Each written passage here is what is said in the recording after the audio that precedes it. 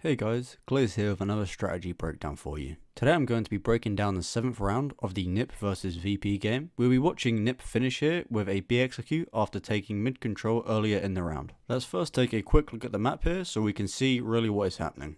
So at the start of the round, you're going to see NiP here split into a 3 towards A and then 2 towards B. The 2 players in B are going to throw down a smoke at the start to try contest some of this early ramp control. The 3 players towards A, however, are just going to sit and wait behind this smoke. Hampus and LNZ will then throw 2 smokes at 118, smoking off house and tunnels. After these smokes are thrown, Hampus, Rez and LNZ will then walk through elbow together and clear out this mid area, allowing for Hampus to throw that deep smoke down. Following this, everyone on NiP rotating around to that B site, having Hampus in cave and the 4 going up ramp together. However, you can't see it on the map, but they do throw down 2 molotovs here. They throw one towards wood and one towards the left side of the B side with the smoke on the stairs.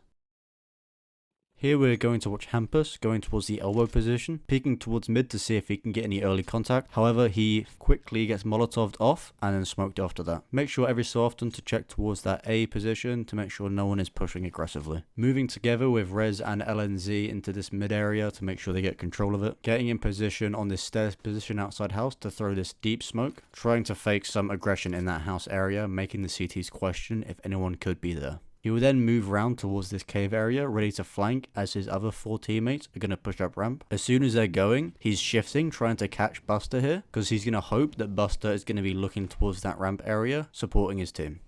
So here we are watching Device playing towards that B position. He will start off that early smoke towards ramp to stop any aggressive CTs pushing. After not getting any initial contact, slowly walking back to support Plopski towards cave, while also making sure he's jump spotting and checking ramp every so often to make sure he isn't getting pushed. Device will then fall all the way back to outside of B to hold this very tight angle towards the ramp position, hoping to catch anyone off if they push. As his team are preparing for this strategy, Device will then come up close, get ready for flashbang. He's just going to step, throw it over, helping his team enter into the site, following up with a molotov towards the back left side of the B site.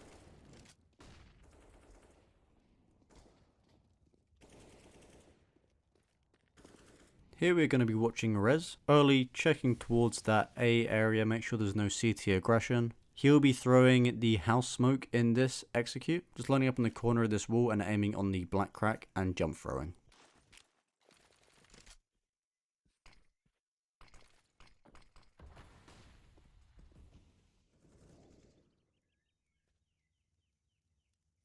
He will then proceed with Hampus to clear out this mid area and make sure they can get this control so Hampus can throw his deep smoke. He will then move back through window towards the ramp position with LNZ. Rez is going to be the first entry onto this B site here, so he is just going to be going with everyone else's utility with the flashes and pushing up, getting the first contact. So now watching Plopski, he will be going with Device, throwing a early flash over that position on towards B, to hopefully stop any aggression, smoking off that molotov there to make sure he can get out and help Device. It's very important that you don't let CTs have this space early, as it makes it very difficult to execute this strat. Plopski will then wait and post up and wait for any CT aggression before moving up and mollying the cave entrance to make sure there can't be an AWPer watching it, allowing him to take the duel onto Yukinda. Plopski is now just going to sit in this cave area and just wait for his team to get in position. He's going to hold this until Hampus swaps out with him. The smoke Plopski will be throwing will land on that stairs position, allowing for them to flush out Jame and not have to deal with him until later on in the round. So here we're going to be looking at the new guy of NiP, LNZ. He will be throwing a smoke in this situation, lining up with the edge of this window frame, just waiting for this early utility again, the molotov and the smoke that the CTs throw. After the smoke has dissipated, LNZ will then throw his smoke towards the tunnels area.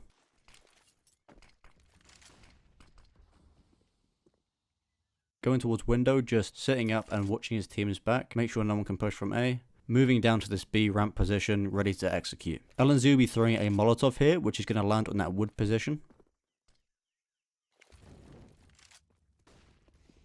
He will then second entry with Rez here, supporting him as much as he can and trying to help him get the frags. I am now going to do a summary of this late B hit we just watched. As it is a full buy round, I won't touch on it exactly, however you do need full utility on all players to complete this tactic. Make sure to be splitting off at the start of the round with 3 towards A and 2 towards B, waiting for any early utility on that elbow position before setting up and throwing the mid smokes. If possible, get that cheetah area control and hold it until one of the mid players can come swap with you. Throwing an early smoke against the ramp to try to prevent any CT aggression is very important, finishing off with 4 towards ramp and 1 going towards cave. Thank you guys very much for watching this NiP versus VP tactic. I hope you guys enjoyed very much. Please subscribe if you're new, and have a great day.